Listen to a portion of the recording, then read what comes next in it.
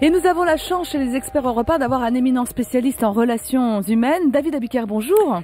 Salut Elena, bonjour Julia, bonjour les experts. Bonjour David. Salut les gentils. Alors merci. Pour vous David, la gentillesse, ça s'achète. Bah oui, ça peut s'acheter, parce que quand l'entreprise nous paye, non seulement elle nous paye pour travailler, mais également pour être gentil. Quand je dis gentil, je veux dire souriant, bien élevé, attentif, bienveillant, motivé, discipliné. Je parle de ces qualités qui permettent de vivre tous ensemble dans des bureaux paysagers.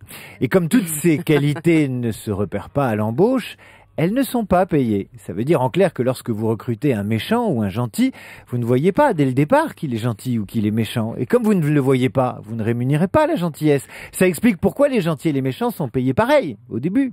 Ça n'explique pas en revanche pourquoi certains méchants gagnent ensuite plus que les gentils. Ça n'explique pas davantage pourquoi il y a des gentils incompétents et des méchants très compétents. Ça arrive aussi.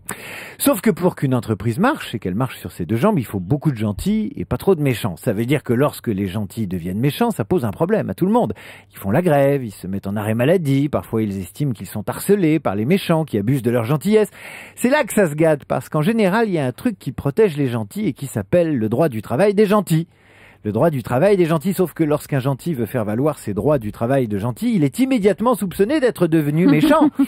Et c'est là qu'on découvre que dans l'entreprise, il y a gentillesse et gentillesse. Tant que vous êtes gentil, tout va bien, mais dès que vous vous appuyez sur le droit du travail pour qu'on soit gentil avec vous, rien ne va plus, on vous classe tout de suite dans la catégorie des méchants. Comme c'est bizarre! Et le pire, c'est que les méchants sont méchants avec les meilleures intentions du monde, et que les gentils se rebellent avec la plus grande des sincérités.